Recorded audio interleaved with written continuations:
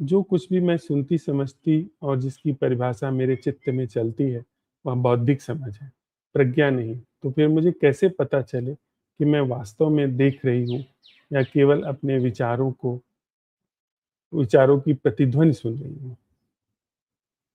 सीधे ही बात है, यदि आप कुछ परिणाम चाहती हैं, जो देख और सुन रही हैं, तो इसका मतलब कि आप विचार के ही अंदर किसी गतिविधि में संलग्न हैं, किसी निष्कर्ष पर आप पहुँचना चाहती हैं। लेकिन आप देख खूब रही हैं, आपको दिखाई खूब पड़ रहा है, सारे कौतुक, सारे कर्तव्य अपने दिखाई पड़ रहे हैं, लेकिन उस दिखाई पड़ने के किसी रिजल्ट को आप पकड़ नहीं रही हैं। बदलाहट भी होती है तो बदलाहट को वो नहीं पकड़ती हैं। तो आप समझिए कि हाँ, ये अंतर्दृष्टि है जो काम कर रही है, जो सारी चीज़ों को बस प्रकाशित कर रही है। साधु।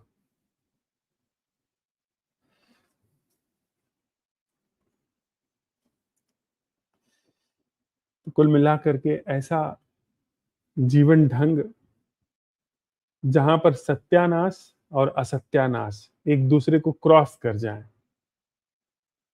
बड़ा शुभ है। वह व्यक्ति जो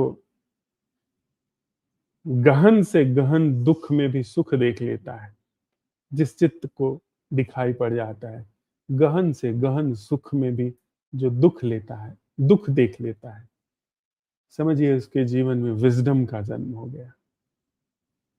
बुद्ध जैसे लोगों की शिक्षाओं में आता है